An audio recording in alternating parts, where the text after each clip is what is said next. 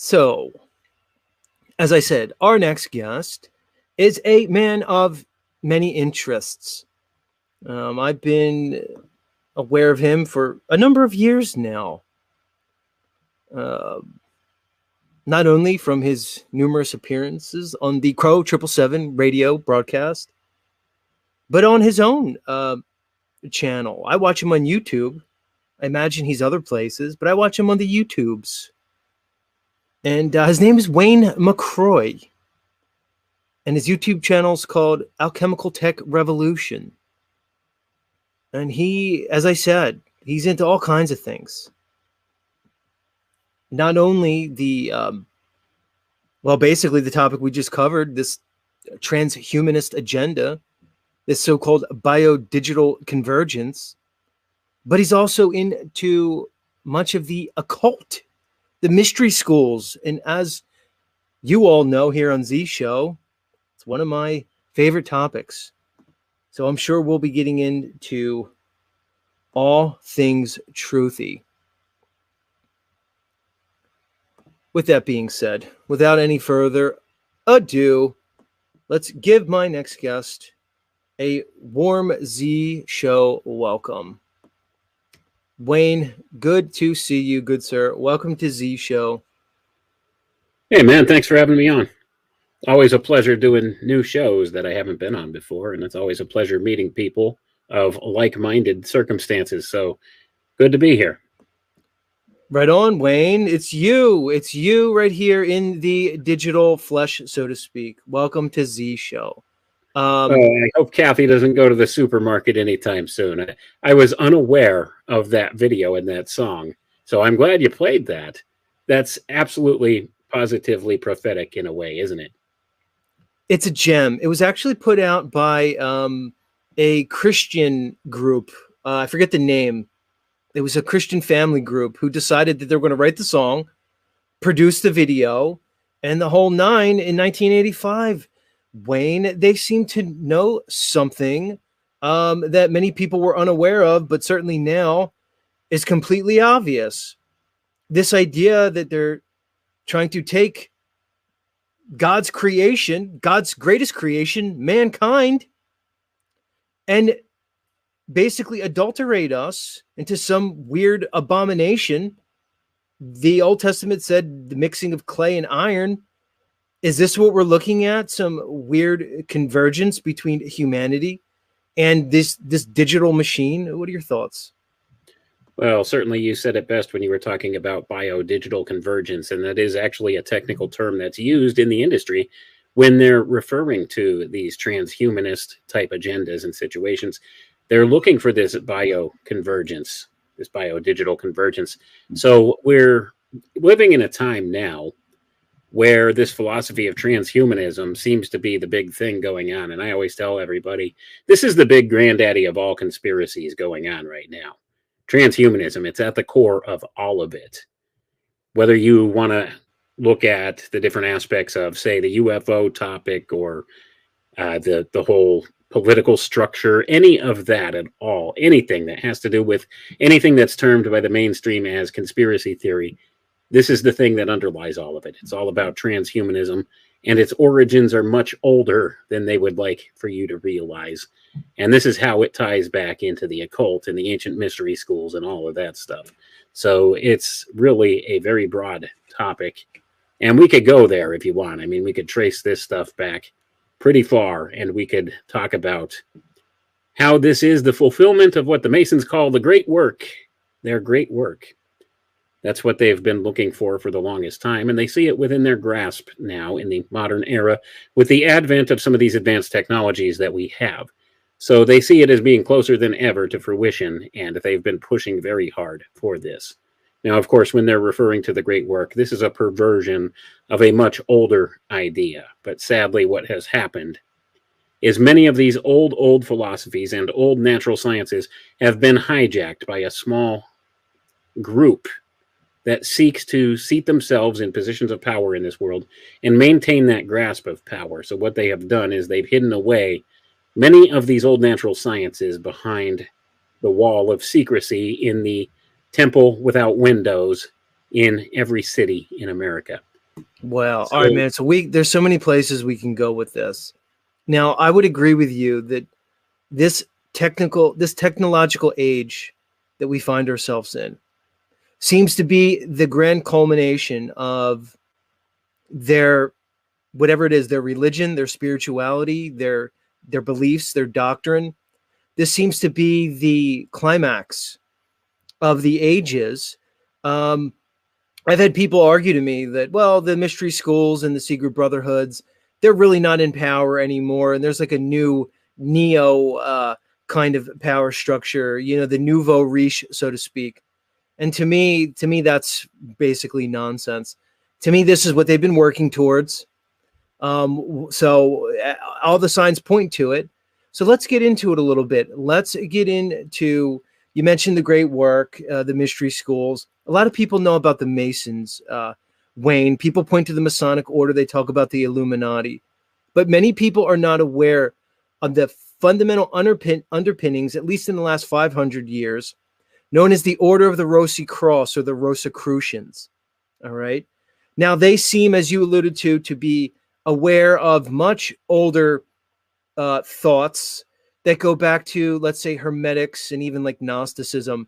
But let's focus right now on this Order of the Rosy Cross and their influence on the Masonic temple, the Masonic Brotherhood. Maybe we can talk a little bit about their philosophies, their spirituality, their cosmology, because I think many people would be very interested in beginning to understand these Rosicrucians and would probably be very surprised to find out their extreme influence on our modern society. yeah, certainly. Well, first and foremost, let me assure you that despite what people have told you, these secret society groups and occult brotherhoods are most certainly in control of this world, even still today, although they're pretty good at hiding themselves amidst other types of power structures. They've infiltrated into very high levels in society. And of course, a lot of this will tie back to the members of what's known as the Committee of 300, as well as other places like Surrounding the Roads roundtable groups and these types of events and places and organizations. So they've inculcated themselves into these positions of power in this world, but most certainly they still, behind them, have these occult underpinnings that kind of direct their paths. So that most certainly goes on. It's not as obvious in today's modern world as it may have been at one time, but it is certainly still these people that hold a lot of sway and influence in this world. And the ideas that they derive from these belief systems, from these occult brotherhoods and fraternities, steers and directs their goals and the things they want to do and their agendas in this world. And as you had said, all of these secret society groups today, they derive many of their teachings directly from the Rosicrucian Brotherhood, who has amalgamated many of the collections of teachings from older groups and older philosophies into this one organization. And actually, it's two separate organizations here in America. And there's branches that are convoluted for the whole thing all throughout the world. So you'll have some that claim they're the real Rosicrucians and the other ones are false Rosicrucians. So we had this big split here in America, in early America, about who really held the roots of Rosicrucianism. There were two separate groups. And this infighting has gone on for a long time between them. But certainly they have influenced all of our modern occult thinking. So any of these occult fraternities that exist today, much of what they teach is the same thing, derivative from the Rosicrucians. They may have different names that they call these things by. They may have some slight deviations in certain particulars, but they all teach the same doctrines. All of these groups, whether it be the Freemasons, the Rosicrucians, the Hermetic Brotherhood, the Hermetic Brotherhood of Luxor, the Theosophists, they're another one that has had an awful lot of influence in world affairs. Or any of the other ones you could think of, Order of the Eastern Star. I could go on. Order of the Golden Dawn. The groups that practice Thelema, that would be Aleister Crowley's groups, like the OTO. Or a subgroup that is associated with the OTO, which is called the Argentium Astrum, which means the silver star. This was founded by Aleister Crowley, who was one of the chief figures throughout the OTO and is still celebrated today. He's kind of been revived here in the 1960s with the popularized music movement that came out of Tavistock. So we have these occult figures have risen back to prominence today. And there's many things that can be argued about Aleister Crowley. And I've looked at a lot of his writings in particular in depth. And this guy, he pretty much lifted everything he got from somewhere else. So there was nothing original about Aleister Crowley. And actually, he was a very poor magician by their own standards. So that being the case, I don't know why this guy was held up as the kind of figure that he was in pop culture. I shouldn't say I don't know why. I do completely understand why, because this guy self-identified as the Beast. That's kind of what he called himself. So this guy was the poster boy for everything they wanted to have popularized during this counterculture movement. So they put his face out and about there, and sure enough, many of his writings and the things that he did became more popularized in the modern era here, as far as those who practice the occultism go. Now, just a bit of a disclosure, I am very much a vocal born-again Christian, and I make no bones about that with anybody, just so you understand where I'm coming from. So I look at these things from the Christian perspective a lot of times, and that being the case, I offer the biblical counterpoints to many of these teachings that are put forward, and that, I think, is something that needs to be done, because you can see how many of these teachings have been twisted and perverted from what some of the original intent has been. And this has happened all through the course of time, through the Rosicrucians, through others as well. Many of these different groups, and the OTO in particular is one that has really twisted and contorted things. But like I said, all of them derive back from the same places and the same original teachings. But what has happened is you get particular teachers within these occult orders through the course of time that begin to take some doctrine or some concept from the old mystery schools, and they twist it just a little bit to suit whatever agenda they have in mind, or to suit whatever their particular worldview is. And then this gets taught forward to their students, who teach it forward, teach it forward, teach it forward. And then you arrive with what we have today, where everything's upside down and backwards and inverse from the natural order of things. And that is probably what I would say the true definition of Satanism is inversion, absolute inversion. That would be pure Satanism, the inversion principle. So that's what has happened within many of these secret society groups. Now, here's the thing. Much of the people who join these groups, like the Freemasons, they don't have the first friggin' clue what they're getting involved with, and most of them don't get very far. And they never come to terms with what it really is that they're involved with. This is what they keep as a broad power base to get things done. They're the useful idiots for these secret society groups. So they could vote along same lines. They take care of each other. They swear these blood oaths one to another to protect the secrets of the order, to go ahead and take care of their fellow Masons, their fellow travelers, as they call them. And they have sworn the blood oaths to do this, and most certainly they do that. And most of them don't get past the point of thinking that it's kind of like a country club or something. It's the old boys club, the old network. They want to get a square deal down at the car dealership and maybe get some preferential treatment in business dealings. So they join this group, and they put on spaghetti dinners, and they raise funds for children's hospitals and all of that stuff. And they might hold a circus every year or something like that. But most of them don't get much beyond that. And this is what is called in Masonry the Blue Lodge. This is your first 3 degrees of Freemasonry, and most Masons never get past that point. The ones that do, that get to the highest, most echelons of Masonry, well, they are eligible to advance in some of the other occult fraternities. And the big secret, at the top of all of these occult fraternities, it's the same inner circle throughout all of them. It's like a power base within. It's an inner circle within an inner circle. And this is what you would refer to as the Illuminati.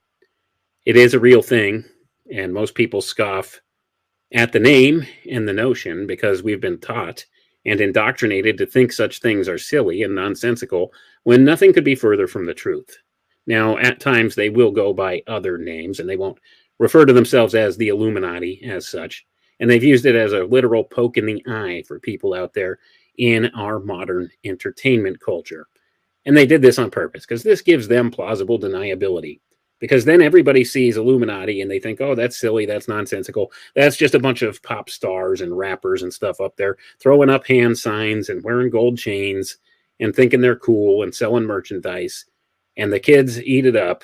And that's nonsensical to think in that way. Nothing could be further from the truth. There are real occult ties behind all of this. So I think I might have ventured a little further from the point than what I should have. No, that's good stuff, man. Let me ask you this. Let's get into, because I get what you're saying about the satanic inversion that we see with any type of philosophy, movement, or understanding. And many of these things that we see presented now in this modern world are a perversion of these older understandings. Let's get into some of the root understandings, particularly of the Rosicrucians, their cosmology, the way they look at this world, the spiritual way, the mental way that they look into this world. It seems to me they see a world that is much more than this material that we seem to be inhabiting. A lot of it, I think, comes back to this understanding that there were these fallen entities that are here interacting with man. You can call it the fall of Lucifer. The book of Enoch describes these angelic beings and their interactions with men regarding Samael and his followers. They say a third of the angels fell here, Wayne. It appears that the Rosicrucians may have been aware of this. It underpins a lot of their philosophy. A lot of it's androgyny, which, if you're talking about angels, they're said to be androgynous in a sense. Bring us into this. What is this old understanding that they have seemed to have kept in their secret orders amongst their elite classes and have hidden from us, the profane, the great unwashed? Well, they believe many things that are far different than the beliefs of your common person these days. So they understand, and I think there's some merits of truth to many of the things that they do teach and that they have brought forward, but it's always tainted with a little bit of poison, just to let people be aware of that. What they believe that there are spiritual realms beyond this, and that causation here in the physical world begins as a manifestation in these spiritual worlds, and the things that happen here are a reflection thereof. So this could tie back to some of the concepts from Hermetics, as above, so below. And certainly I think there are some inherent truths to this. So here's the thing. They understand certain principles of causation in this world that we do not. I'm talking about the public at large. We've been indoctrinated in a different way than they have. So they believe in certain ways they can operate and do things, techniques they could use to bring about certain changes in the world that they want, and utilizing these different spiritual applications in that way. Now, here's the thing. If you know something somebody else doesn't, that gives you a type of power over them, doesn't it? Think about that. That's the whole nature of secrecy. That's why secrecy is the oldest mind control tool ever conceived. And that's why it's still used to such great effect today. If you know something somebody else doesn't, that gives you a type of power over them. Now, this was understood by the ancient priest class. When you go back and you look at the really, really old prehistory stuff, they understood, okay, I know there's going to be an eclipse that happens on a certain day.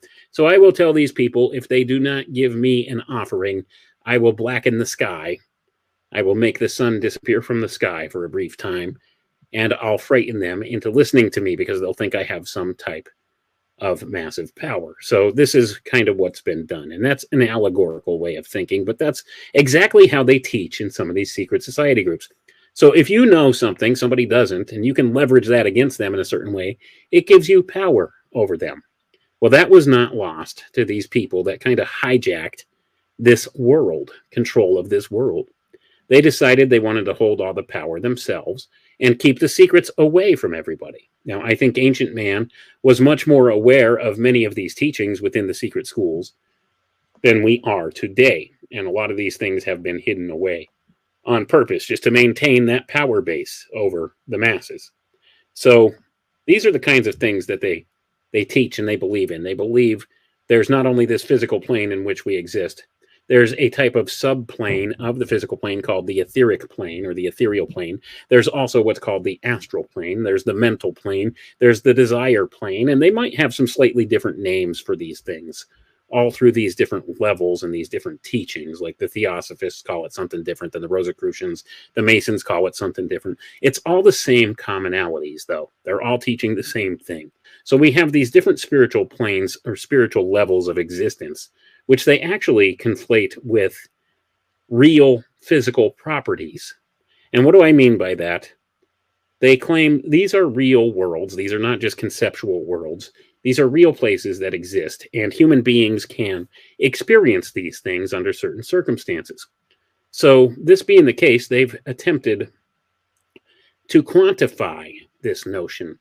And you see, this is a hugely important idea about all of this. If you can quantify a thing, that gives you some measure of control over it. If you can count, measure, weigh a thing, that gives you a way to manipulate that thing, doesn't it? This is most certainly what's understood. So they've attempted to measure this. And how have they measured this? Well, they equate the astral plane with the fourth dimensional physical space of this world. Now, we exist in the three-dimensional, which is our physical world, where all things manifest here physically. They say the astral plane is the fourth dimension, and the mental plane is the fifth dimension, and that things that happen in those planes can be reflected here in the physical. And they reify all of this with mathematical formulas. Now, this is important because if they can quantify a thing in that way and use mathematical reifications, well, that gives them a type of algorithm they can work with in order to instantiate certain changes in the reality. Now, this has been taken far beyond just these concepts we're talking about, okay? And I know it might be a bridge too far for some people to think in this way, but I assure you this is going on, that they are attempting different ways to sort of hijack the natural world and invert it from the principles it operates on, from natural All right, law. Wayne, let's get into this, because I would agree with you. When I look at, let's call it scientism, this pseudoscientific academia that we're presented with, and this so-called science that we're presented with, it appears as though, as you said, somewhere within, let's say, the last 400 or 500 years, and ramped up even more so in the last century, I would say post-World War I, they're instituting a science that more or less is, as you said, and I like the word, reifying their religious beliefs, okay? When we talk about their conceptions of space, or even the so-called subatomic world, I see less of substantiated, demonstrable, applied physical science, and more of these occulted religious beliefs that, as you said, they are attempting to quantify into reality when it's merely just an illusion that they're presenting based on their belief system. Do you have any thoughts on that? Certainly, that's what the word quantum is all about, isn't it? It's about this reification of these different concepts. And we'll talk a little bit about that, because I think this is an important juxtaposition here to make with a lot of these different things. Now, you're coming from these occult ways of thinking and trying to reify them with modern scientific ways of thinking. Now, there's two sets of science that they have. They have the publicly accepted science that we know, and they have the real science behind all of it. And a lot of this ties back to the model of physics that is being practiced today. Today, they practice a combination of general relativistic theories, which were posited ostensibly by Einstein, which, by the way, he lifted most of his work from Henri Poincaré, but that's beside the point. But this is what they've popularized in modern physics. And also, along with that, they also push this notion of quantum physics. Now, these two things don't jive on any level. So you have two completely different models of physics that they use in order to describe the workings of this world. And they don't jive, and they've always been ostensibly looking for this unified theory of physics. Well, here's the thing. They had it back in the late 1800s, early 1900s. Ether is the commonality. This is the common denominator, which makes all of this stuff work, which relates back to the etheric principle of the secret schools. And of course, they don't want you thinking in that way, so they've kind of taken this notion of ether and they've turned it into a laughingstock and claimed that it's been disproven when nothing could be further from the truth. In fact, there was a group of scientists in New Zealand that actually, I think it was back in the late 1990s, went ahead and they reapplied the Michelson-Morley experiment. And what they did is they turned the whole apparatus 90 degrees. And lo and behold, they were able to measure ether flow and prove once and for all ether does exist. It was called liquid gravity, was the name of the experiment. You could look that up. But certainly, the mainstream doesn't want you to think in these ways, that this etheric model of physics is actually functional and works. The thing is, there's an off-the-books physics that's used in the military-industrial complex's special access programs that utilizes the principles of this ether physics. And they don't want us to think in those terms. So they hand us all of this Einstein nonsense along with the quantum nonsense. And the quantum nonsense is an attempt to quantify many of these etheric principles in certain ways in which they could manipulate things. Now, here's the thing. When you try to quantify a thing, even if it doesn't give you a precise control of that thing, it gives you some measure of control where you could steer things in generalized directions with it if you can reify these things mathematically. And that's certainly what they attempt to do with everything, especially with social engineering. And we're talking about modifying human behavior. They've gotten very good at this. So if you can apply a specific formula to a thing, you can give some generalized control over that thing with that. That's why they attempt to quantify some of these very subjective ideas. Now, ether, when you go back and you look in the old occult sciences, the old natural sciences, ether is not something that can be physically measured exactly. So that's why the Michelson-Morley experiment is so important, because it gave them an imprecise type of way of measuring this etheric principle. Now, like I was trying to explain before, in the cosmology, not only of the Rosicrucians, but of all these secret society groups, they acknowledge this subplane of the physical material plane that we live in, called the etheric plane. And it's a reflection of this physical plane. It's like a mirror image. Things are backwards through the etheric than they are here. Now, they also conflate this with man's bodies. Man has multiple bodies that are vehicles through all of these different spiritual worlds or spiritual realms that are tied together with this physical body. You're also said to have an etheric body and an astral body and so on and so on. That's all tied together in this way. So we have this notion of the ether around us. This is the medium in which all of our reality exists. It's the substrate upon which all of 3D physical material world reality is built. You can't see it or measure it in a physical sense. It goes beyond our senses to perceive. But it's certainly there, and they know this, and they understand this. And how have they reified this? Well, in quantum physics, they call it the quantum vacuum. And they talk about this 0-point energy. They've given it many different names. They still acknowledge it's there, but they steer away from the term ether. Now, Einstein, in his original formulas, called this the cosmological constant. He had to plug this into his equations to make them work. The cosmological constant. So no matter what you call it, the ether exists. They know it exists. And understanding it is the key to unlocking not only free energy in this world, but unlocking much of the understanding of consciousness itself, because all these things are interrelated and tied together. So here's the thing, and this is a revelation that came to me only recently. What's been going on with this notion of things, when you want to look at the aspects of modern technology and the inversion principle, as they always apply in these ways, in our natural world that the Creator made here, we have this etheric subplane. Now, this is an important portion of the causal effects in this place, cause and effect sequences. It's a very important factor when you're looking at manifestation here. So they want to try to emulate this in an artificial way. So what they're doing is they're trying to build a digital augmented reality to be a type of synthetic etheric plane that will undergird everything here. You can understand this as metaverse. You can understand this as the internet web 3.0 structure that they're building. And they want everything tied to this, the Internet of Things. That's what they're attempting to do here. It's building a synthetic etheric plane. So Wayne, is that the satanic inversion? They say that the Satan archetype is a usurper of creation. Well, what you're explaining, that's what it sounds like to me. There's a creation, the world that we exist in, that has this, as you said, this etheric realm that seems to underpin the very metaphysics of this reality.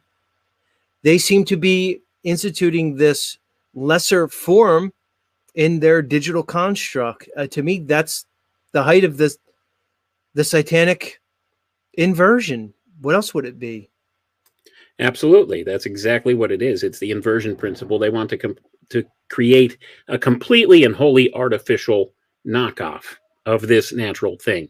So that being the case, that's essentially what they're attempting to do by building this digital realm.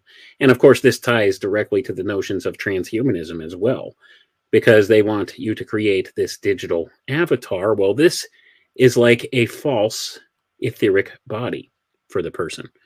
So this has all kinds of different spiritual ramifications and different concepts that we could think about in the nature of consciousness. So in order to design this system, well, they have to have all of these different technologies in place. And they've most certainly been working at putting them all in place, haven't they? They need this total digital panopticon control grid. They want to have an artificial intelligence utility that runs this simulation of sorts of the etheric plane. Now, this is a concept which could be problematic in my view. I certainly think it will be, because much of everything they do as an inversion of natural energies, it goes against the grain of things. It flows against the flow of the river. It's like swimming upstream.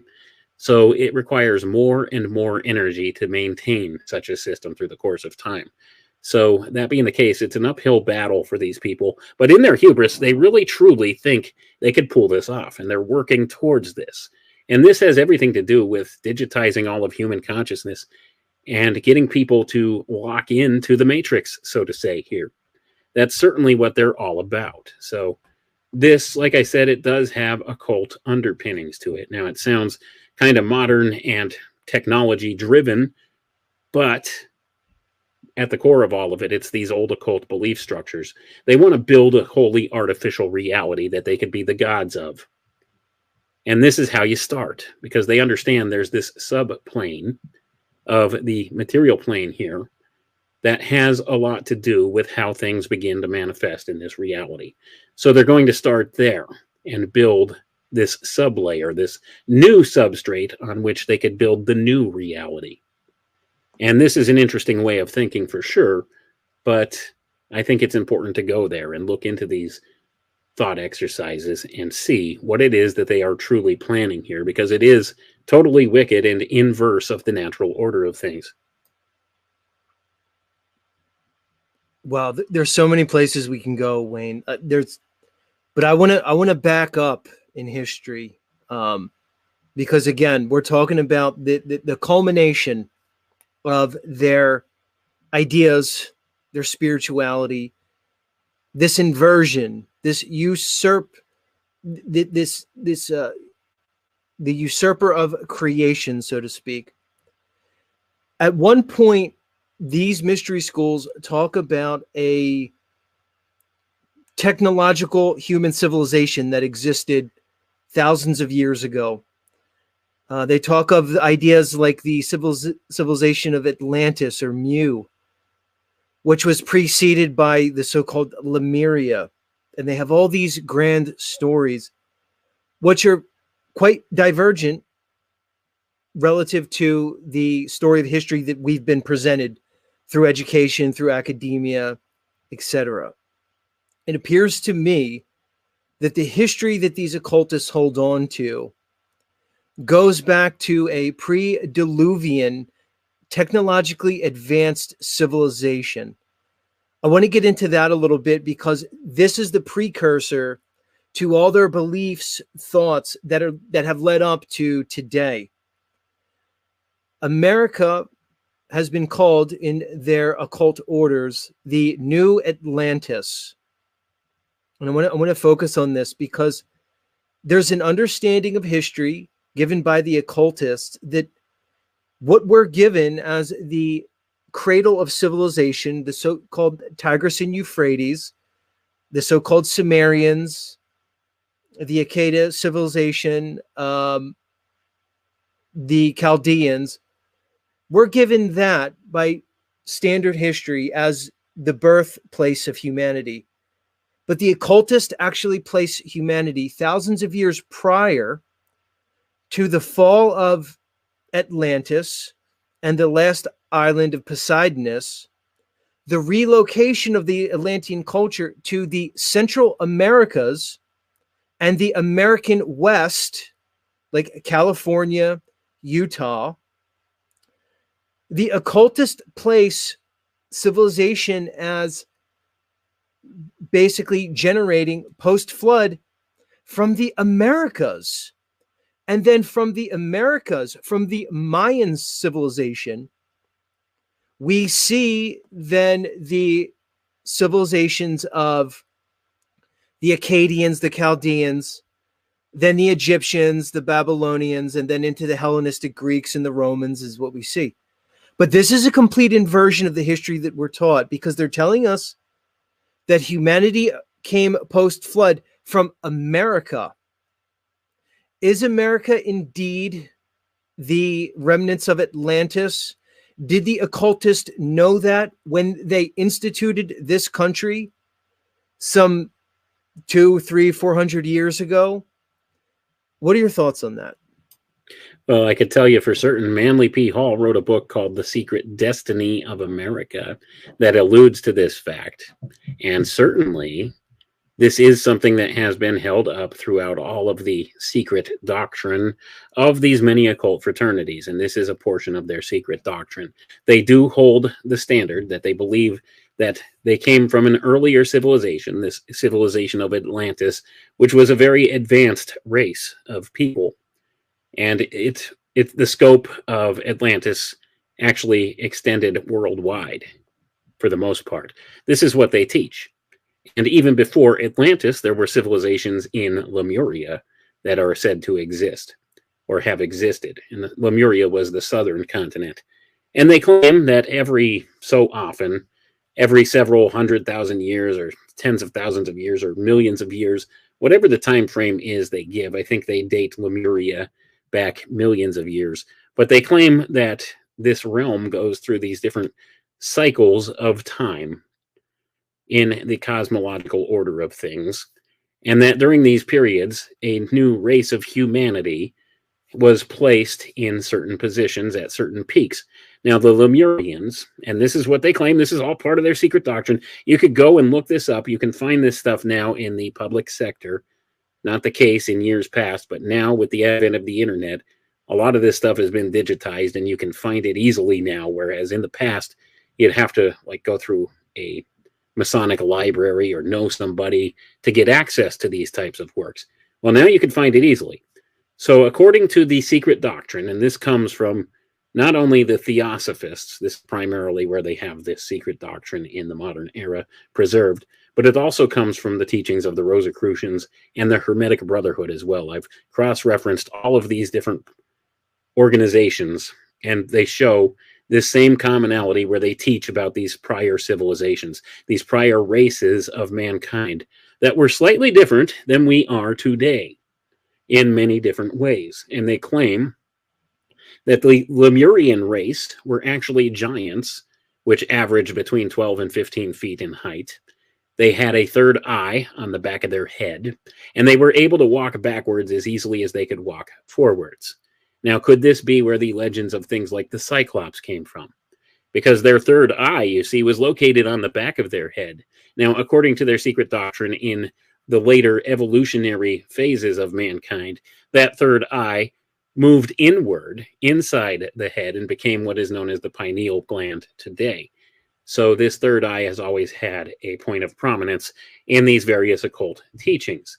Also, with that third eye that they had in the back of their head, not only could they see all around them in all directions at once, because their front eyes, according to their teachings here about the Lemurians, were actually almost on the sides of their head. So they were able to see pretty much all around them at any given time. So they also had this ability to see into these spiritual realms, to see into the etheric and the astral, and were able to perceive things as they really were, and not just by the outer appearance. So what had happened is when man began to evolve and come into full physicality, this third eye moved inward, and man lost his spiritual sight. This is what they hold in their secret doctrine. And that he could only achieve this spiritual sight through the process of illumination now in the modern era. And man is evolving to where he's going to gain this back at some point here in the near future, according to what they teach in their cosmology. So what has happened is the remnant of the Lemurians began to intermingle and turn into this new race of mankind, and they call these the root races. And this was the Atlantean race, which went through several iterations. Each of these goes through about 7 or 8 different races, phases of the race, according to their teachings. So the root races from Atlantis came from Lemuria. And what had happened is they eventually turned into the Atlanteans, which were closer to modern humans in appearance. But they were still larger, according to many of the teachings. And the early races of the Atlanteans, according to the Rosicrucians, they would hop around like kangaroos. They were giants that hopped around like kangaroos. I'm not making this stuff up. This is in their secret doctrine. You can find this. I've actually read this on shows I've done on the air in the past. Well, it's funny, Wayne. This goes back to what you were saying, where it's an idea of evolution, but it's a spiritual, an etheric, a conscious, a mental evolution that they're presenting with this progenitor humanity that they tried to present in their scientism in terms of this Darwinian macro evolution. So again, it's as you said, they're presenting their philosophical beliefs and they're attempting to quantify them in the current scientific presentation. This is completely fascinating. Please keep going. And that's exactly right. That's exactly what Darwinian evolution is all about. It's about the quantification of this concept, okay, this unprovable concept. So if they can equate this to some physical process and quantify it in that way, well, that gives them a little bit more justification for their actions. So they adopted wholesale Darwinian evolution, which, by the way, that's another topic that's interesting if you actually dig into it. You see, Charles Darwin lifted most of his work from his grandfather, Erasmus Darwin. And I bet you probably didn't know that. But this is something that has been going on for a long time. And of course, Erasmus Darwin was a member in good standing, a high-ranking one of these secret society groups. I think it might have been the Freemasons, but I don't remember. But he was a member in good standing in one of these occult fraternities. So certainly these ideas were preconceived notions for him if he went to these high levels of these occult teachings. And that's what they teach at the highest most levels of many of these secret society groups. They teach you this secret doctrine, which was put to pen to paper by Helena Petrovna Blavatsky, among others. So they teach you this secret doctrine, which may have some truths inherent in it, but many things have been misconstrued from that. But certainly, they teach that the Atlanteans at one point were also giants that ranged in height from 8 to 12 feet, and they hopped around like kangaroos. So, like I said, it sounds silly and nonsensical, but it certainly is something they really teach in their secret doctrine. So the Atlanteans eventually evolved, and they shrunk through the course of time, and they were an enlightened race at their height, at the height of their power, and they had a worldwide scope. They had advanced technologies.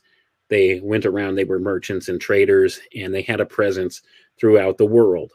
And they met with cataclysm, as all of these societies are said to do. All of these different races of mankind are said during the cycles of time to meet their end through some cataclysm. And there's always a remnant that remains and becomes the new root race of mankind. And what happened is Atlantis, which they claim actually was destroyed some 13,000 years ago, if memory serves me correct. This was the final nail in the coffin of this last Atlantean race. And what they did is they moved to the Americas, the Central American peninsula there, Mexico. This is where they set up shop, and they became the new root race of humanity. And this, of course, reflects in the Mayan culture. And there's a lot of interesting relations here between Mayan culture and many of these other cultures that we do know that were taught in mainstream history about this stuff. Like the Egyptians, they have commonalities there that have been traced by many of these people in these occult fraternities, as well as mainstream scientists who can't seem to explain these connections. They're like, I don't know, like, you know, pyramids in the Central America, pyramids in Egypt. What a coincidence that this happened. These cultures that were separated by lots and lots of ocean and, you know, thousands of years. They were building these same types of structures. And that's just one notion you could look at, is the structures and stuff they built. But there were commonalities between these. So how the story of Atlantis goes, according to their secret doctrine, is Atlantis, the continent itself, slowly began to sink over the course of a very, very long time. But catastrophically, almost overnight, the last remnant of the island nation, or the continent of Atlantis, which was called Poseidonis, was struck down and sunk beneath the waves. And approximately, what was it they said? I can't remember the number, but it was like some 60 million people or something died. Yeah. And there was only a remnant. They place it to 9600 BC, give or take, with 65 million lives lost. Yep. 65 million, that's what it was. Yeah. So this is what they teach in their secret doctrine. So the remnant of the Atlanteans set up shop first in Central America. And what happened is this catastrophe that sunk the remaining island nation of Atlantis beneath the waves caused this massive, for lack of a better way to describe it, mud flood that separated the Americas from the European and the African continent and the Asian continent. The mud was so thick and so unnavigable that they were essentially landlocked from one another. So they were separated for the space of, I think it was over 1,000 years or some such thing, according to the tradition that they teach in this secret doctrine. So it was impassable. The ocean was impassable. And that's why they claim that the Americas were shut off from the rest of the world, and this Mayan civilization set up shop. But what has happened is you had other remnants of this Atlantean civilization that set up shop in other places, including what we traditionally know as the Fertile Crescent region today, where we had the Akkadians and the Chaldeans, and all of these civilizations pop up, as well as certain civilizations over in India and the Far East over in Asia.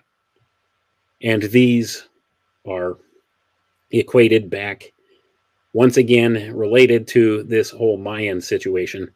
These people were a race, I'm trying to remember, that were called the Nagas.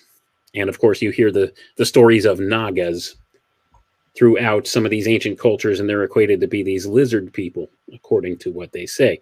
Now, this is interesting, because according to their secret doctrine, these were the remnants of the Mayan civilization that set up shop over there. They set up a civilization there. These Nagas, these people known as the Nagas, well, they weren't lizard people, but they worshipped the feathered serpent, which was common to the Mayan people. And we have representations of this throughout all of times and cultures that have since that time. So this is where they got the name, the Nagas, according to these teachings from the secret doctrine. So the Nagas, they set up there in India, and they had run-ins with some of the other peoples that lived there, because there were other groups of human beings who had arisen in different parts of the world. The Atlantean culture was the primary one prior to this cataclysmic event that sunk it beneath the waves. But there were other of these, what they call sub-races of the root races, that had flourished in certain areas, and they had run-ins with these. And of course, these were what were known as the Aryan races that they ran into over there with these Nagas, and they had these conflicts back and forth.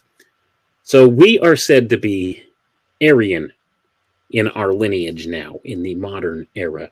This is said to be the Aryan epoch rather than the Atlantean epoch. And before that was the Aryan epoch. So very interesting. Here's the thing, Wayne, because let's look at World War II, the presentation we're given of the National Socialist Party, the so-called Nazis. Their interest in the occult and the mystical and the magical is very well known through the Tool Society and the Vril. They seem to be very interested in this Aryan genealogy, this Aryan culture. It seems as though they were aware of something that was probably being hidden from the masses, which gives a completely different story about World War II. But that's a whole nother topic. But this idea of the Aryans and their connection to this pre-diluvian culture stemming from, as you said, the basically the Mayans. It's interesting to me, Wayne, that this idea of history, which seems to be held by the ones in power, places the Mayans as the earliest recorded civilization that we have post-flood, which to me is amazing that this was glossed over by history, by archaeology, by academia. And as you said, the similarities that we see in the cultures between the Central American Mayan cultures and, as you said, the Sumerian culture, the Akkadian culture, the Chaldeans, and the Egyptians, not only in terms of their engineering and their buildings, but of their gods, and this idea of the worshiping of the plumed serpent gods. The Mayas called you have Quetzalcoatl, Kukulkan of the Central and South Americas. When you get to the Sumerian and Akkadian and Chaldean cultures, you see the depiction of the so-called Anuna, or what's known as the Anunnaki now, of these giants often depicted with wings. The Egyptian, you see the same presentation with these winged, plumed gods.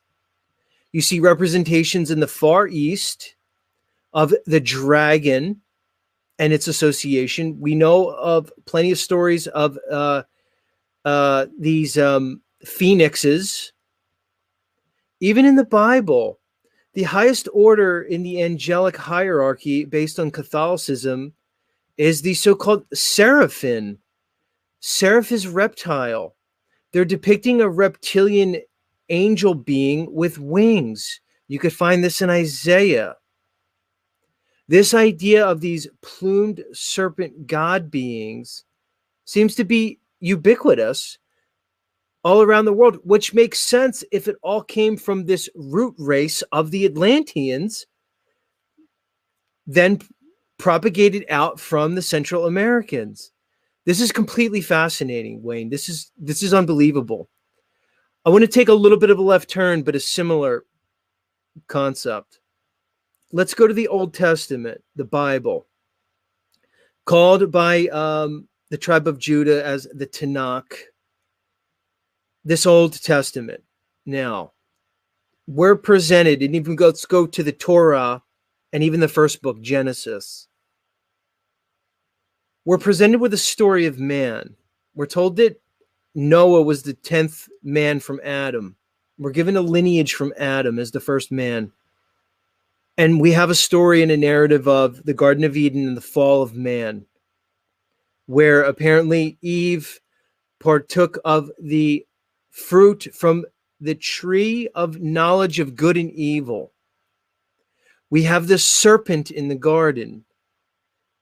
The occultists seem to place the serpent, not Satan or Lucifer, but Samael in the garden, who apparently was associated with the Lucifer archetype. So here we have the fallen beings now interacting with man.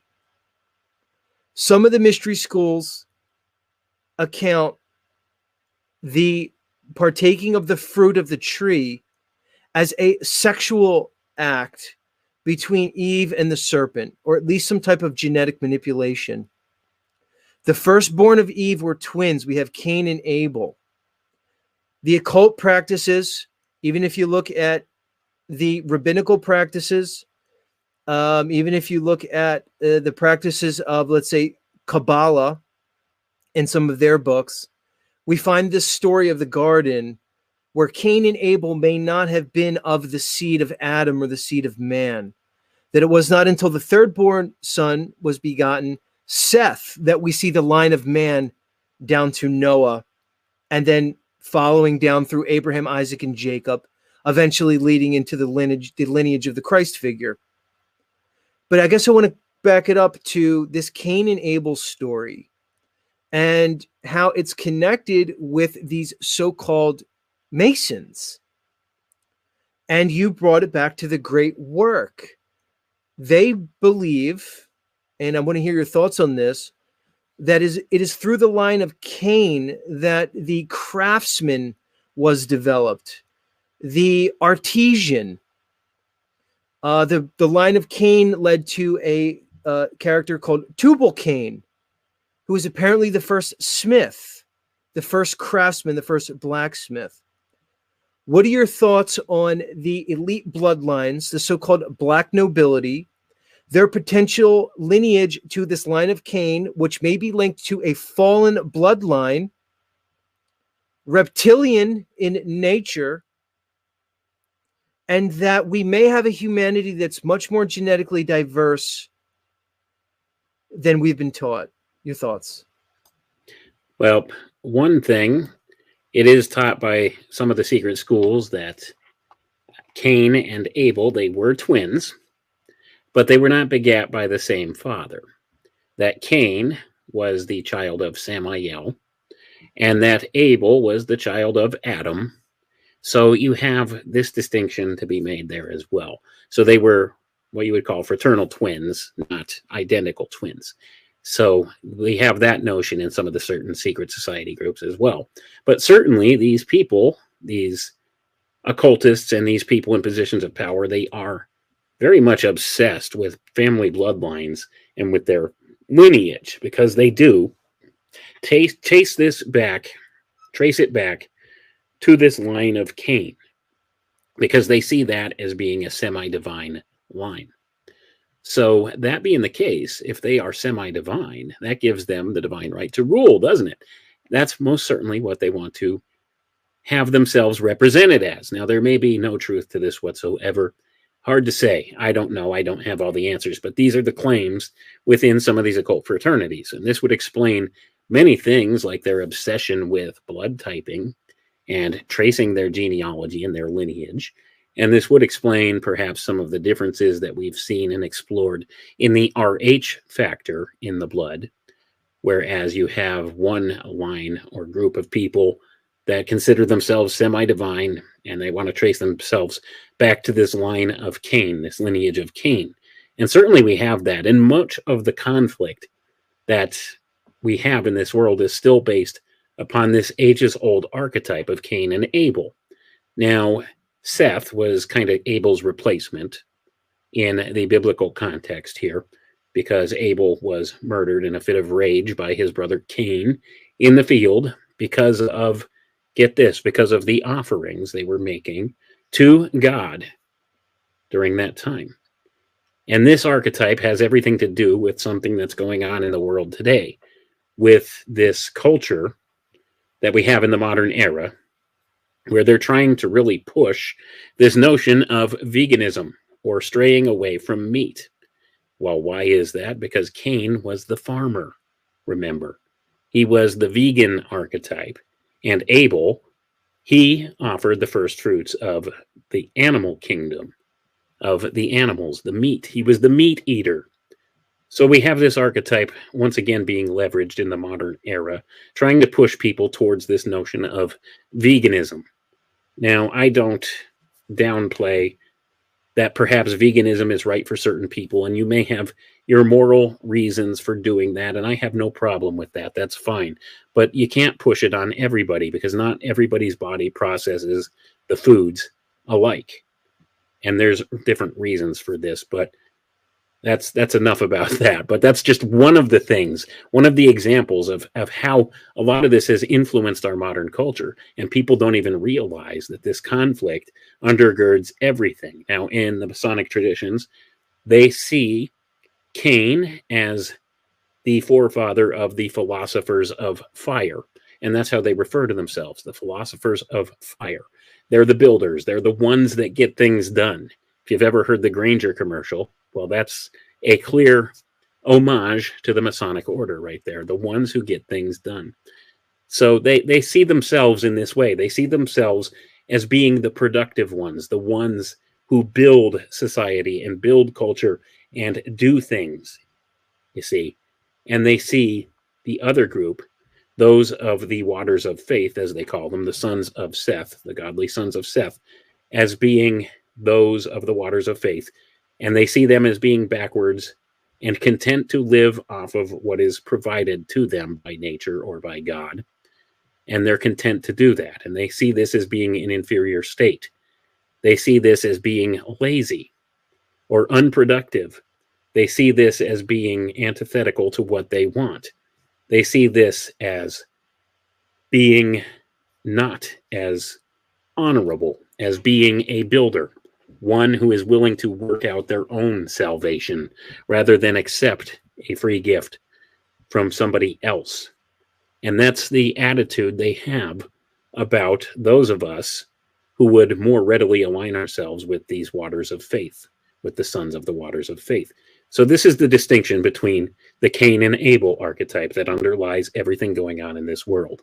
Now, at some point, they seek to unify these two aspects of the sons of the waters of faith and the philosophers of fire. And this is done through a priestcraft called the priesthood of Melchizedek, which goes into some further occult teachings with a lot of this stuff. And they want to try to unify this together at some point in future humanity and make themselves essentially God-men to achieve apotheosis, to become the unmitigated rulers of this place. So that being the case, we have this notion of things which really undergirds a lot of different stuff. And if you'll allow, I want to allude back to the feathered serpent idea once again, because this is something that I've also kind of noticed in more recent months. But when I was a kid, think about this, okay? It's a little bit of a side trail, but you'll understand where I'm going in a minute. When I was a kid, the things we learned in school about dinosaurs were much different than what they are today. Now today, how do they present dinosaurs? Well, they say, yeah, we think they might have had feathers. The feathered serpent. That should tell you everything you need to know about the dinosaur narrative that they hand us. Were some of these maybe real creatures? Maybe. There's always been reports of dragons throughout human history, and I certainly think that if these were a real living thing, they certainly existed alongside humanity. And actually, that's another thing that's taught in the secret doctrine of the Theosophists. They taught that Lemurian man actually tamed dinosaurs, used them to hunt with. They tamed dinosaurs. They domesticated dinosaurs. I'm not kidding. They teach this in their secret doctrine. So this idea that predates dinosaurs, they were teaching before the advent of dinosaurs. The notion of dinosaurs arose around the same time as Darwinian evolution, didn't it?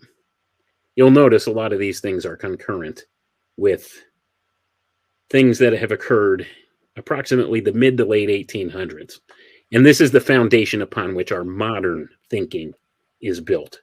You see, they took these occult ideas, they amalgamated them all together in this certain time frame in the mid to late 1800s, and they produced this new era of occultism in which we are living now.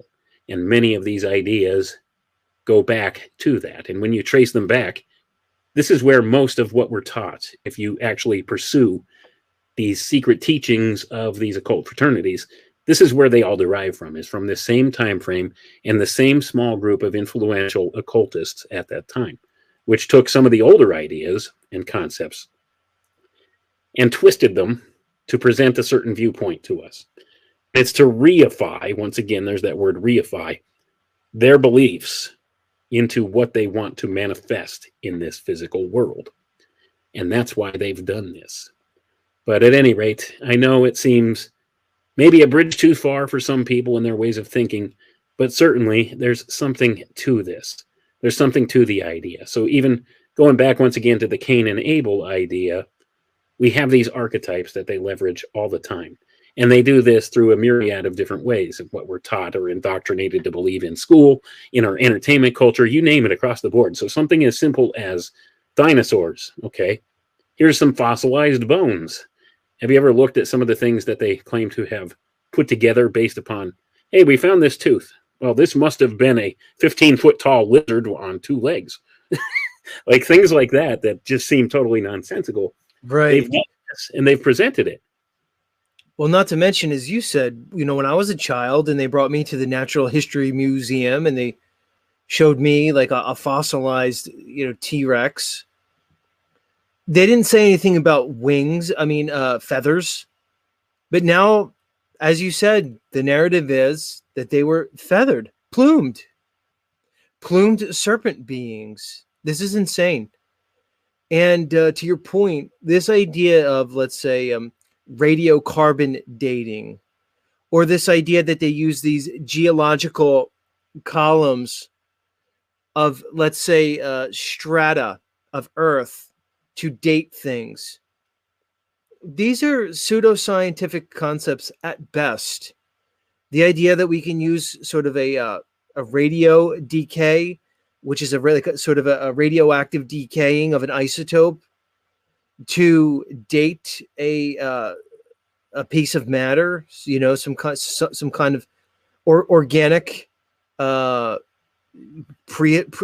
prehistoric fossilized item. To me, the science on this is spurious, and again, it's flimsy. So when I look at this, Wayne, to me, as I said before, this idea of, so now we're talking about a history that was occulted. We're talking about a science that's fallacious and appears to be a deception. We seem to see an engineered education system that appears to be nothing more than indoctrination. We see an entertainment system from Hollywood that appears to be propaganda. This is, again, all pointing to a grand deception that appears to be engineered from the top down, the proverbial pyramid, the capstone of the pyramid, all right? Many people cannot conceptualize the magnitude of such a deception, so they'll hand wave dismiss all evidence that points to the deception. Let's talk about the top of the capstone, because when I look at this mass delusion that has been perpetrated upon humanity, I see a single hand. I see some type of orchestrated agenda. You mentioned the Council of the Committee of 300 and the Council of 13, or it's the Council of 300 and the Committee of 13. I can't keep those two straight. I brought up this idea of this black nobility that seems to be biblical in origin, that goes back to the creation of at least this incarnation of mankind. We see that there is some type of, they call it a cabal now in these modern times, for lack of a better term. There seems to be an elite group of bloodline families that are in control of not only the monetary system, but the political system, the economic system, the religious system. What do you see when you look at the top of the capstone? Are people with the mindset that I just espoused merely delusional? Or are we seeing not a new world order, but simply a world order that we're becoming aware of in these modern times? Your thoughts? Well, the simple answer to your question is yes. I think it's some combination of all of that, to be honest. I don't have all the answers, but when you look at this, certainly we do have these royal family bloodlines that come into play all the time. We have these people fascinated and totally obsessed with genealogy. We have these people who have instantiated themselves into these positions of power and have a lot of influence and sway in this world. And of course, they follow many of these old occult lines of thinking, and they use that to use their influence to get things done that they want. And certainly we have this connection, this top of the pyramid. You'll notice the capstone of the pyramid's missing on the back of the dollar bill, and that above it is floating this eye in a pyramid on top of that. So this is essentially what I would call the spirit of inversion that they're trying to place at the top of the capstone here. You see, they want to replace what should be there, which is Christ, which is the chief cornerstone, the cornerstone that the builders rejected. They're trying to replace that with an antichrist type spirit. So that's what this eyeball in the pyramid represents. It's this notion of this antichrist type spirit becoming manifest and being seated in the position on the throne of God in this world. And it's antithetical to what the natural order would have. And it goes against what the Creator intended in this world. So they're trying to build this artificial system. And of course, here's the thing, okay? If I could try to maybe break this down a little further. Now, when you have a pyramid, usually on top of the pyramid, it comes to a point, correct? So that's how you would know it's a true pyramid. Well, this is not a true pyramid represented on the back of the dollar bill. What this is this is a three-dimensional shape called a frustrum. Now, here's the thing. If you get deep into occultism and into the paranormal, you find out that this frustrum shape, it's like this three-dimensional trapezoid shape, and that's another important idea, the trapezoid. This, for some reason, causes some type of a blockage in spiritual realms and begins to work like a beacon for disembodied spirits in certain ways. This is why when you look at some of the classical representations of haunted houses, they have what's called this mansard ceiling or roof that is kind of shaped like the trapezoid that has the flat top. That's one of the things that's inherent there. So this is what's inferred in the back of the dollar bill. This is an invitation for some other spirit other than belongs there to come in and manifest. So when you want to look at it from that vantage point, it gives you a little better conception of what the intention is behind it. Now, there's many people that will tell you different things about this representation of the eye in the pyramid, what it represents, and there's many different interpretations of that people have explained.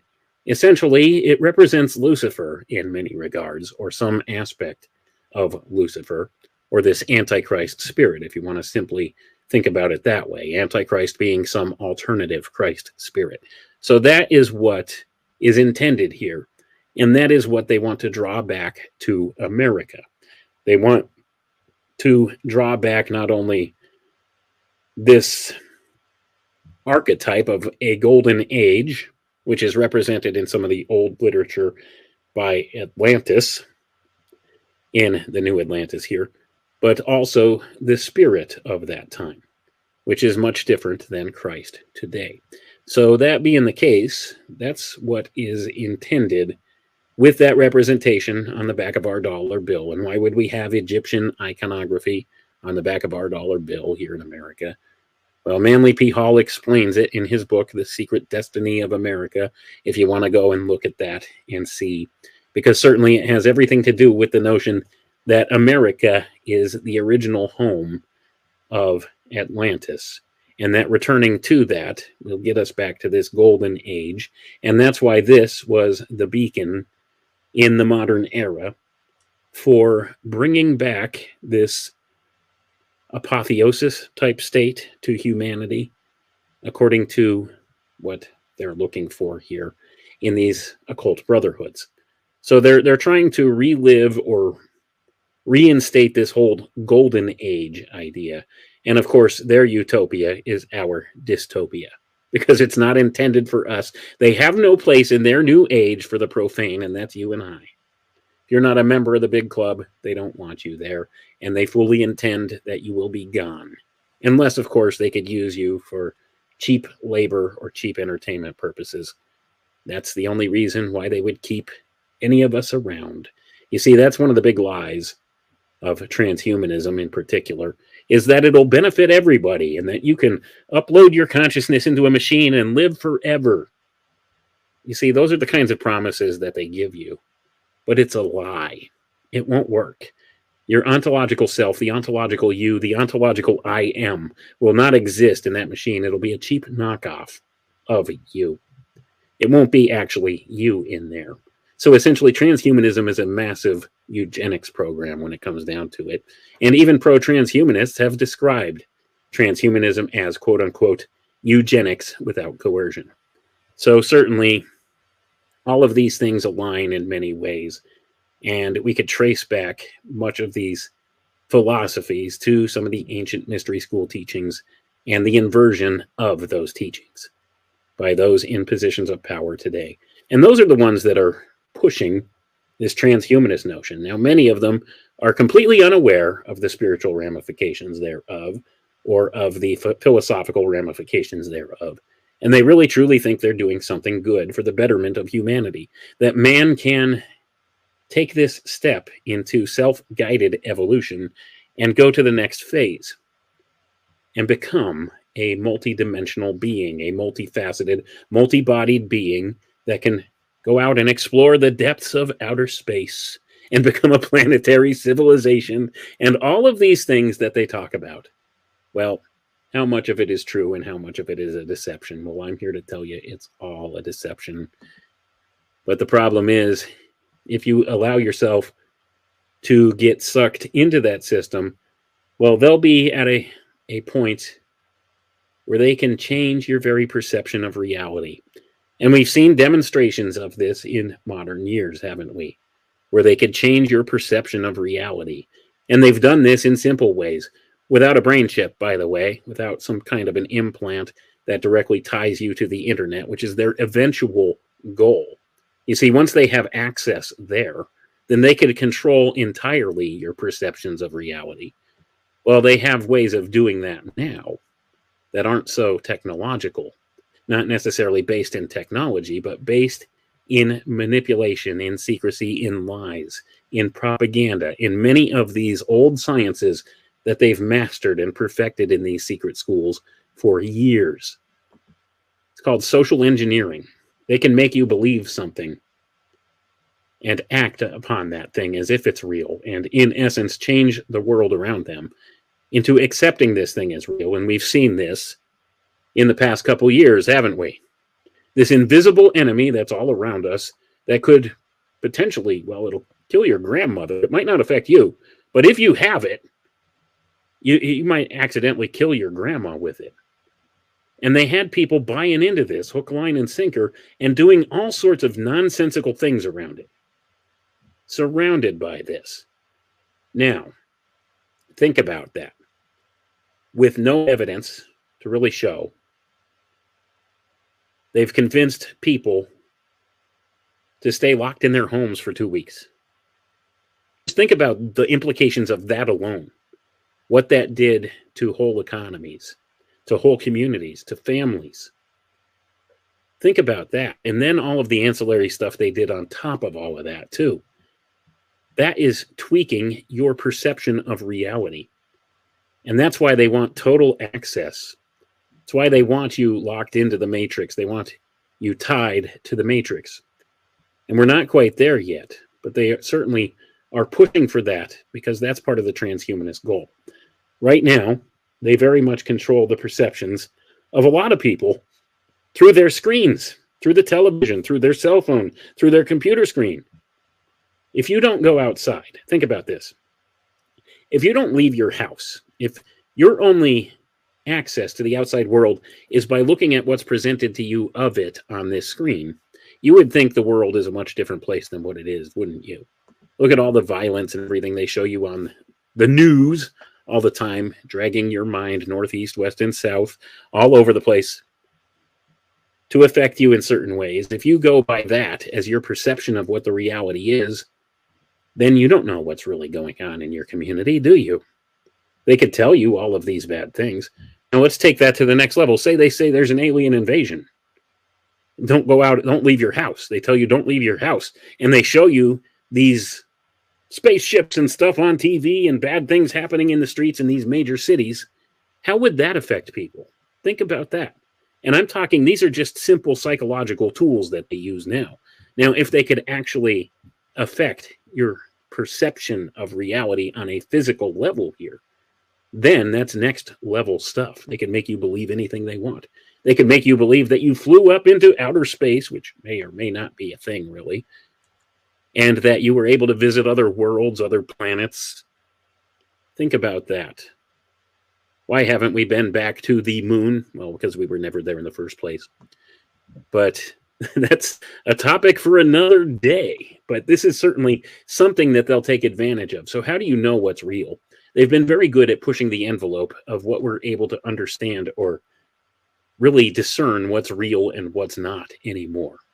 The tools are getting more sophisticated. It's getting harder and harder to discern what's real and what's actual and what's not, especially with the computer technologies. And they take advantage of that all the time. How many people out there share fake memes about stuff?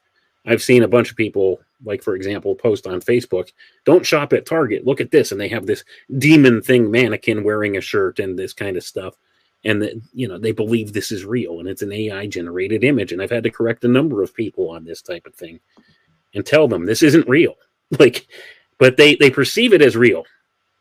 And that's the problem. So whatever your perception is, that's your reality. So this is how these people manipulate reality. If enough people perceive it to be true and act like it's true, then in a sense, is it not true? And they take advantage of this all the time. And they're masters of manipulating human psychology. But anyway, it's interesting. Well, Wayne, it's as if there's an understanding that we are creating this reality through our thoughts, our beingness, our consciousness, and our mentality, and that they're using this. They're hijacking and exploiting this feature of humanity, our ability to consciously create this world that we inhabit. Wayne has a YouTube channel called Alchemical Tech Revolution.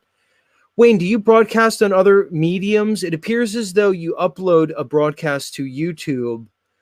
Where can we find you besides YouTube?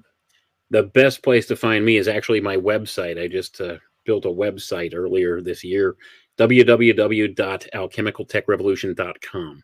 And you'll be able to find all of my stuff on there or links to all of it. I also I live stream on Rockfin. I stopped live streaming on YouTube because, well, I kind of like having a presence on YouTube to direct people elsewhere. So I try to be careful what I say on there, and I don't post all of my content on YouTube. So if you're only watching the YouTube stuff, you're missing out on a lot. I have the podcast that's, you could go through any major podcast player. It's hosted through Spotify and on my website. So that's available. It's the Alchemical Tech Revolution podcast. So that's available there. Plus, I do live stream on Rockfin. I have a presence on Rumble. I just built a Rumble channel to put some stuff there. That's still small, but growing. I'm also over on Substack, the Alchemical Beacon at substack.com, where I post articles and I will post the most recent episodes of my podcast because they don't censor over on Substack. So I like that as well. So I have all of that going on. Great.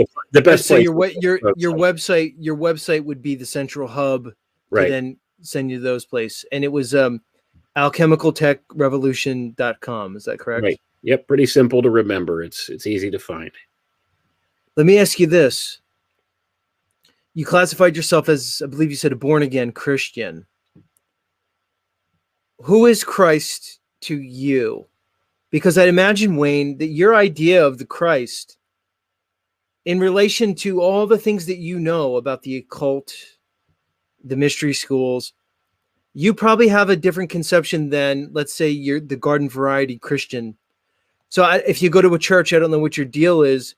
I'd imagine that Wayne McRoy has a different concept of Christ than maybe his brother in the church, who just might be maybe somebody who has a more basic conventional understanding. So when I say Christ, Jesus, Yeshua, whatever name you want to give him, who is that to you? Well, that's the living Son of God, Jesus, the Christ, Jesus Christ. The living Son of God, he's the fulfillment of all the things they've talked about, not only in the religions and in the Old Testament, but also in the mystery schools. You see, he also fulfills all the requirements of the mysteries, which is an interesting thing as well, when you go back to the original intent of all of that.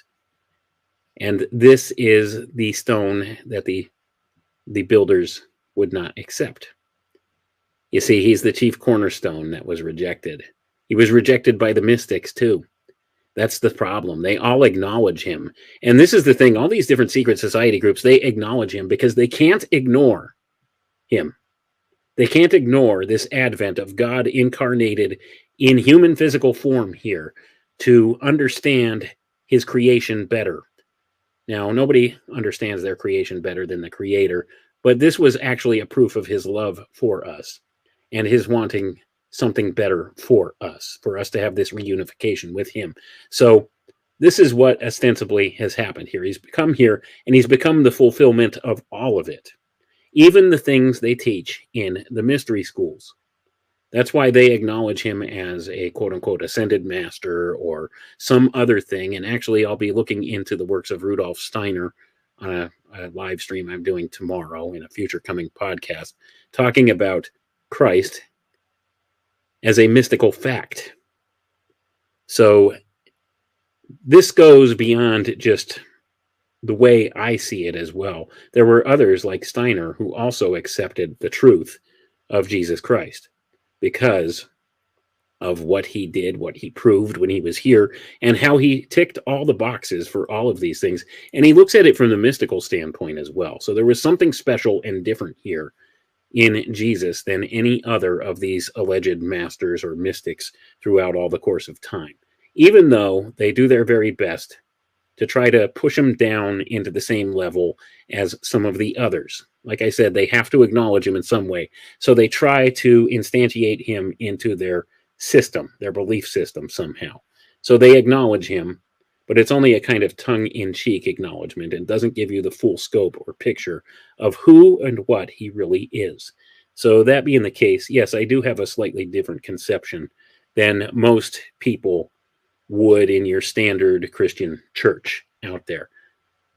But it's also a deeper relationship with him that brings that. It's a personal relationship with God. It's a personal walk with him that brings that type of understanding. So it runs very deep. And I know that I know that I know a lot of this stuff.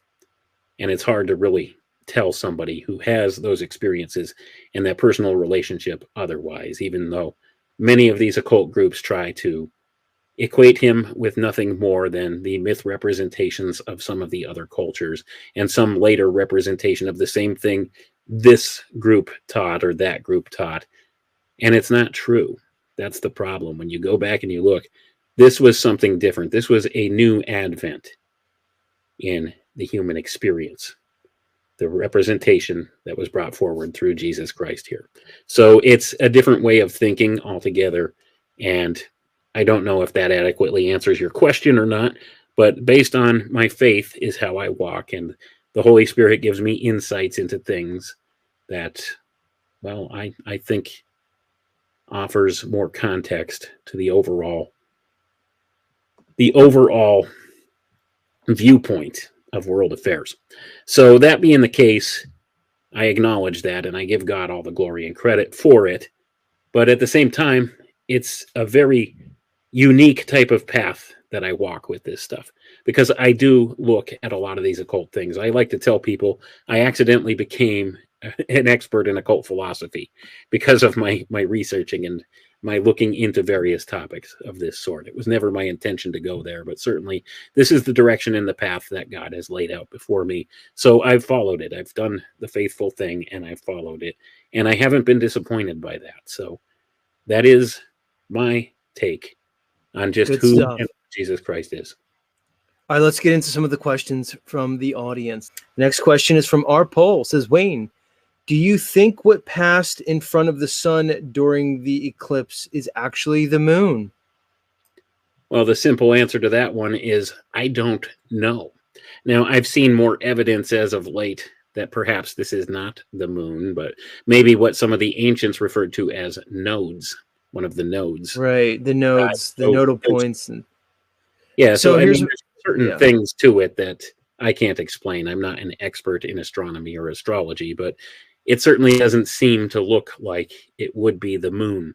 Because wouldn't you think you would be able to actually see the moon beginning to transit towards the sun at some point if it's up there and it's blocking the light? It's a crazy thing, man. It's a crazy thing. I'm inclined to think it's the moon and that the nodes are more associated with the lunar eclipse. But either way, it's a different cosmology than the one that was presented to us, certainly. That, in my estimation, does not hold up to scientific scrutiny. All right, good answer. Lindsay says, question for Wayne. How have your beliefs about social programming directly affected your life and the way that you live? Oh, man, it's changed everything for me. I'll tell you what, it's hard when you swallow the red pill for the first time. Now, this is a process that's taken a long time for very many people. I'm no exception. It's hard to be able to understand or see certain things that others don't acknowledge. Let's put it that way. So it certainly has affected my life in a myriad of ways. I've lost friends. Family members don't talk to me anymore. There's a lot that's really happened in my life that has made a direct effect on me, but I'm better. Wayne, isn't that what the Bible says would happen? Is that the truth would be divisive and the truth of the Christ would set family member against family member? Isn't that the cost of being a child of the kingdom and following the doctrine of the kingdom espoused by the Christ? Yeah, there's all of that. But then take into consideration, I'm also that wacky conspiracy guy. So I have all of that going for me too. And like, I look at this, so I get it from all angles, right? Because not only that, I'm always reading these old occult books and stuff like that too. That gets a negative look from a lot of the Christian community as well. So I get the best of both worlds with that. I get rejection from all sides in many of these regards. So it certainly has affected my life and how I live. In fact, it's kind of given me more strength, I should say. I think I've come better for it. I don't care about people's criticism anymore. I don't care if people are critical of what I say or what I believe when I know it's steeped in the truth. And they'll find out in the due course of time. So if they allow that to affect them in a way where they want to separate themselves from me, so be it. I'm only here to plant seeds. That's my job. That's my mandate here in this world, to plant some seeds. And maybe I'll see them come to fruition someday, and maybe I won't. It's not my job to water the seeds, just plant them. So that's how I view it. Good stuff. The next question also comes from Lindsay, and she asks, how do you differentiate between truth and confirmation bias? Well, this is a tough question for any of us, isn't it? Truth or confirmation bias. Largely, people look for their confirmation bias. I try my best. I do my due diligence when I research topics and when I research things and look into things. I try to find at least 3 separate, unconnected sources to verify information. That's one of the ways I go at it. So if I could find that, that lends a little more credence to this particular topic or the particular notion of is it true or not. I also try to keep an open mind, and I readily acknowledge I don't know everything. I don't know everything. In fact, the more I read and the more I find out and the more I learn that I don't know anything. So it's always a humbling experience when you go at this stuff. So the important thing is keep an open mind, but not so open that your brain falls out. Okay, the next question comes from our friend RT. He asks, does Wayne view the pick and choose manner that took place in the historic compilation of the Holy Bible and the red text words attributed to Jesus Christ as questionable? So I think what he's trying to get at is saying, we have these 66 books of the Bible. Within that, we have the New Testament, and then we have the red letters attributed to Christ, which make up a very small fraction of that entire Bible. We're giving this presentation of the Council of Nicaea, supposedly in the 4th century Common Era, under the Emperor Constantine, and the formation of this Bibliothèque Bible, which is this collection. There's an understanding that certain scriptures may have been excluded. We already mentioned Enoch. We're told of the apocryphal texts. The Gnostics speak of lost gospels. We're given a presentation of the Dead Sea Scrolls, the Nag Hammadi codices, and other things more regarded to the Christ figure. What is your take on the Church of Rome through the Vatican, the Council of Nicaea, the King James Bible that we were presented with in 1606? And again, back to RT's question, this idea that, as he placed it, the pick and choose manner in which this was compiled. I understand definitely the concerns with the question here, because mankind is fallible, and in our compilation of information, sometimes we don't get it all, and we miss the point, and we mistranslate, and certainly we've seen mistranslation through the course of time. And the Council of Nicaea, I do question that at times, and I have read many of the apocryphals and the Book of Enoch as well as many other extra-biblical texts that go along with it. And I think there's been a lot of things excluded, perhaps for political purposes. There's been a lot of things that have been excluded because they don't have a proper understanding of exactly where it came from or how it relates to the rest of the material. So there's been questions in the compilation of these books into the Bible with the Council of Nicaea and other places. And that's not the only place that tried to determine which books to consider canonical or not. So that being the case, I do question everything, and I do like to look at the other source material and compare and contrast from that place. Now, the red letter words of Jesus, well, these are something that I think is a little different. They do not comprise an awful lot of the Bible, as you had said there, Z, but I think they're of key importance. So regardless of what you think about the rest of the Bible, pay special attention to the red letter words, because they're put there for a reason, whether they are the true inscribed words from Jesus Christ himself, or whether they are put there for some reason or another. Other than that, it's a question that's open for people to consider. And what your personal belief on that is, whatever you want it to be with that. But they're there for a reason, I assure you. And it's important to maintain the context in which many of these things were given. And this is another interesting aside with all of this, too. You see, the Bible, as it's presented, as we've been given it, and it's been handed down through the course of time, it has different layers of meaning encoded into it.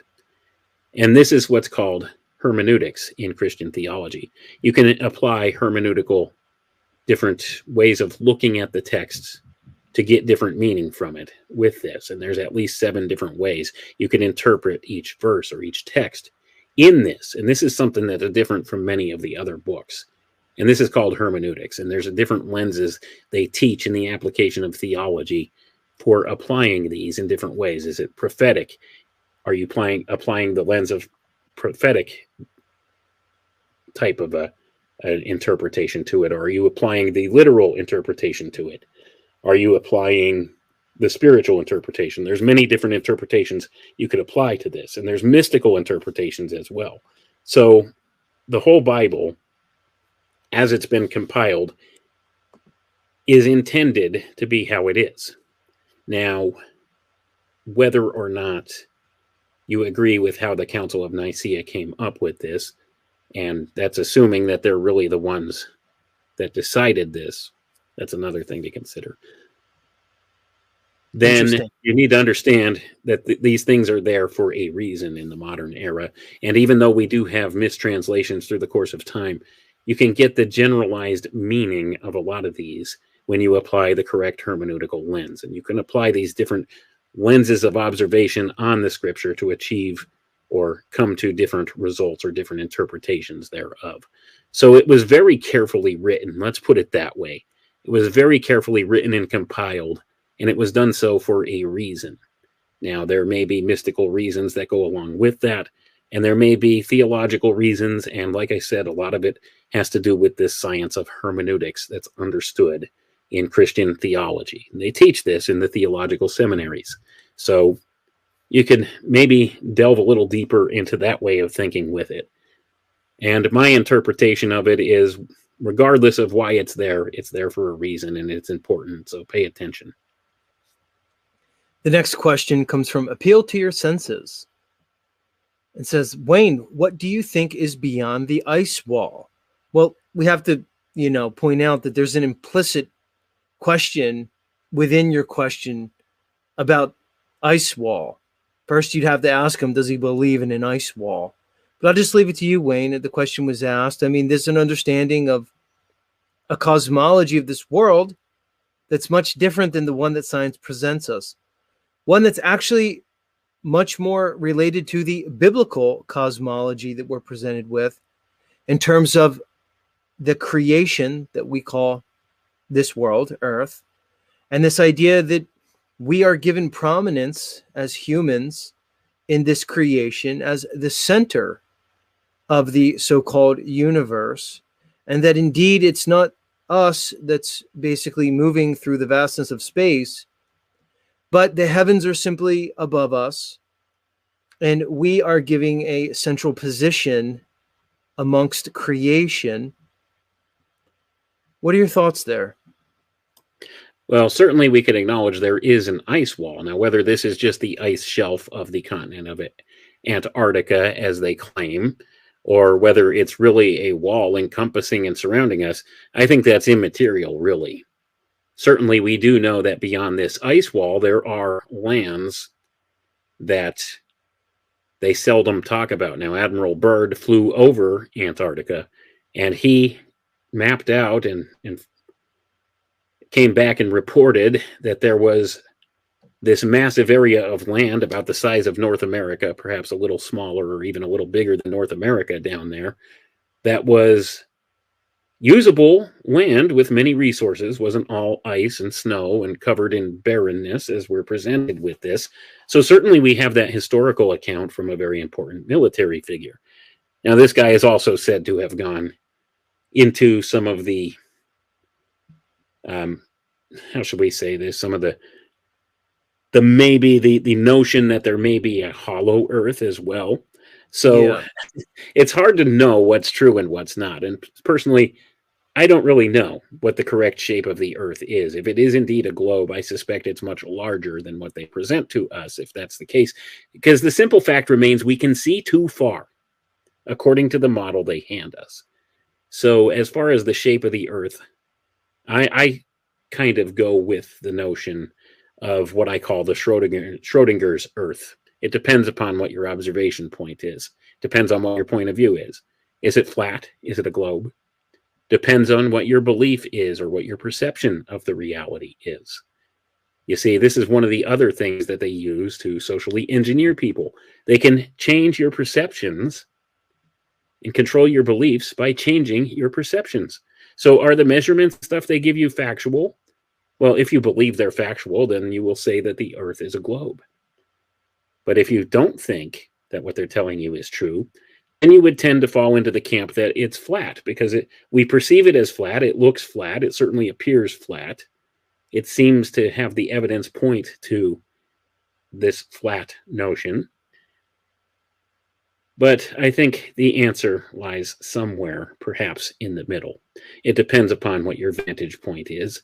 And I don't know. I don't claim to know. Like I said, if it is a globe as they claim, it would have to be much, much larger than what they tell us that it is. And I suspect, regardless of whether it's a flat plane or a spherical, or what's the term they use for it, it's almost pear-shaped, I guess they claim. Oblate. If that's the case, oblate spheroid. Oblate spheroid. Thank you. It was escaping me for a moment. If it is that, then I suspect it would have to be much, much larger, because I certainly think there are lands that we know little about or nothing about out there beyond the poles, the South Pole in particular. So I don't know what to make of that. But at any rate, I don't know what's there. I've only heard certain people make claims, and I've seen some of the old maps and heard some of the old stories that there are lands beyond the ice wall. And I've heard Admiral Byrd's claims. He was actually on television in the 1950s. You could find this clip perhaps on YouTube still, where he talks about this, where he saw these lands. For me, that's evidence enough to suggest there's something there they don't want us to know about, because we have the Antarctic Treaty, and we have all of this, and we have these important figures in world politics that have visited there. For what purpose? Why would you want to go there if it's a barren, old wasteland? This is a bunch of ice with nothing there. Look, the Nazis were very interested in it. And the first thing the United States did with its naval fleet after the war ended immediately was send Admiral Byrd down there for Operation High Jump. It was right after World War II ended. They didn't even barely let the guys go home. They sent them right down to Antarctica. There's got to be something to that. There's a lot to that. All right, Wayne, that's it for the questions. And I got to tell you, man, that was dynamite. A lot of people got a lot out of that. I know I did. And that's going to be one that probably going to need a couple run-throughs to really get everything that was said there, because we really went through a broad scope of information, man. You've obviously been doing this a long time, Wayne, a number of years. How did you get into this, man? How did you tip into this realm of the, let's say, conspiracies, for lack of a better term? Truth, maybe, would be a better term. How did you, we all have our different stories of how we got here. I'd imagine you weren't, a young Wayne McRoy right out of high school and aware and into these things. What was your path? Well, when I was young, I was always interested in the paranormal and some of these types of topics, especially the UFO phenomenon. And that was basically one of the cruxes that brought me into researching a lot of this stuff. What had happened when I really began seriously delving deeper in researching these things, it was 2006. I actually saw a UFO one night. I was driving over the mountain, coming home from my mother's house with my oldest son, who at the time was about 12 or 13 years old. And we both saw this as we were driving up the mountain. It was a very slow-moving, square-shaped craft. It was only about maybe 30 yards above the treetops.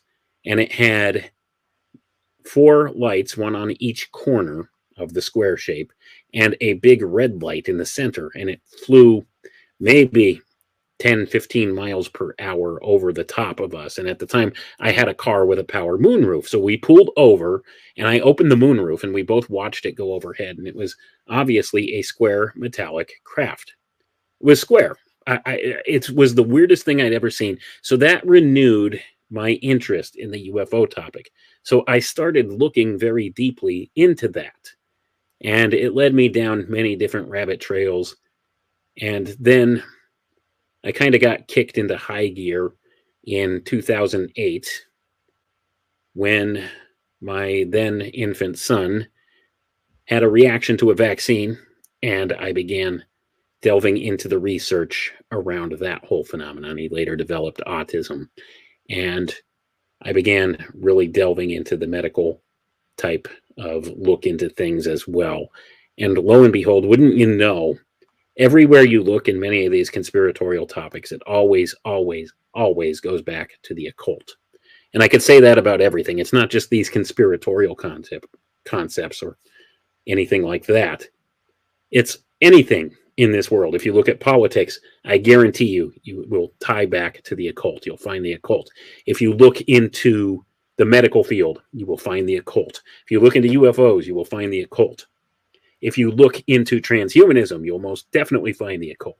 If you look into, pick a topic, even if you look into flat earth, you will find the occult. It's always there. It's ever present. And this is a realization I came to rather quickly through all of that. So I've been doing serious research on many of these topics since about 2006. So that's a pretty long run, about 18 years.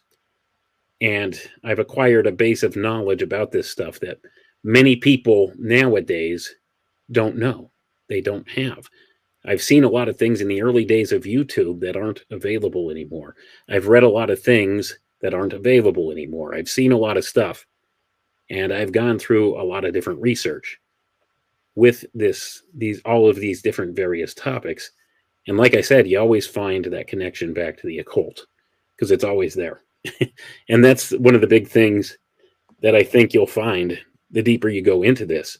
So even though I've been looking into this stuff for that long of a time, I haven't really gone public with it until 2018. So I've only been doing this a couple of years now out there publicly in this way, but I've had this knowledge base behind me for a very long time beforehand. All right, Wayne, thank you so much for being here. Link to Wayne's YouTube channel is in the chat multiple times. And again, from there, in the description, you will find a link to his website, which is www.alchemicaltechrevolution.com. That's where his central hub is, and you'll be able to find him on multiple platforms, including Rockfin, Spotify, and others. All right, Wayne, much love. Thank you so much for being here. Hopefully you'll come back and talk to us again on Z Show, man. As much as we covered, we only cracked the surface. That's the amazing part about this reality, this wonderful, beautiful place that we find ourselves in that is so full of mystery and wonder. Even though they tried to hide it from us, we live in a magical, mystical place, and you are much more, everybody, than you have been taught. Any closing thoughts, Wayne? We're living in interesting times, and we're living in the age of deception. So I would just caution people, work on that personal relationship with your Creator. Work on that relationship with God, that walk with God. And it's not about attending church or any type of religious ideology or anything like that. It's not religion, it's a relationship. Work on that, get close to God, and you'll be able to weather the coming storms here in life. All right, Mr. Wayne McRoy, thank you so much for being here. Much love, man. Take care of yourself. Thanks, much appreciated.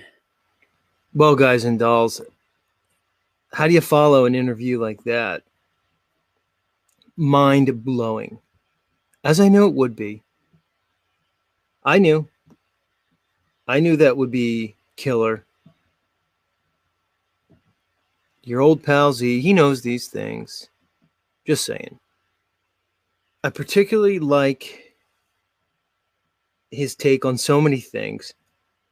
One, I thought he had a really unique take on the Christ figure and how the presentation in the Bible also can be seen in certain understandings through the various secret societies. It's like I say consistently on the show, whoever this Christ is or was, his impact appears to be almost universal amongst various cultures around the world. That says something to me. Also, the conception of history, this idea of the Atlantean culture as the progenitor to our modern civilization. And the idea that the so-called Fertile Crescent, the Tigris and Euphrates, Mesopotamia, was not the origins of human history, or at least post-diluvian history, but that it was indeed the Central Americas, the Mayan culture, and the Western United States. There's a whole understanding of history that speaks of a California that was inhabited. It's completely fascinating to me in so many ways. It's mind-blowing, really. Again, it's an understanding that the history, the science, the religions, these things that were presented to us appear to be mechanisms of deception. As Wayne said, an exploitation of our consciousness and our seeming ability as mankind to manifest the physical reality in which we inhabit. We seem to create our world. So when people ask me, why the lie? One of the biggest questions I get continually, why the lie? Well, if indeed they are aware of certain knowledge that they keep from us, knowledge is power. It's quite possible they're using this power to exploit our mentality in an effort to literally create the great work that they're so interested in.